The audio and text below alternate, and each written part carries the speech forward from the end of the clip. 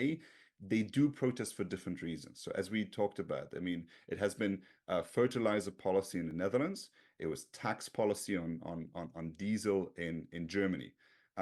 In Central and Eastern Europe, it's about wheat imports from Ukraine.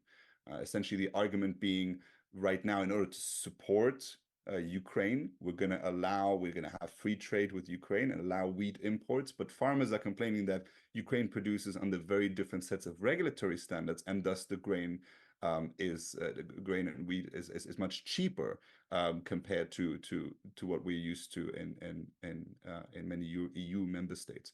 And so that is unfair competition, and they've been blocking the border. And then, President Zelensky said it's only 5% that goes through Poland. It's been a lot of back and forth, and it's complicated because a country such as Poland is very supportive of Ukraine, but then also doesn't want to significantly upset the farmers. So that's a very complicated trade question. And in France, it's been a mix of almost everything.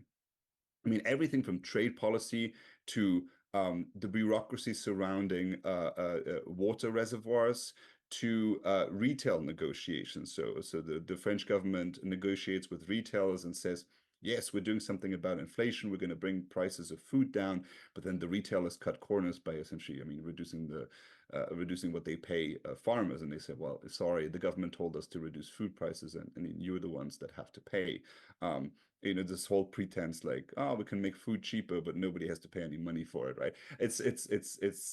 That has been going on quite a bit since we've had our cost of living crisis following significant government spending during COVID, and that has increased prices across the continent, and now farmers are the ones that have to carry that burden and say this is just simply not doable anymore. Now, farmers have also directed that anger not just towards the French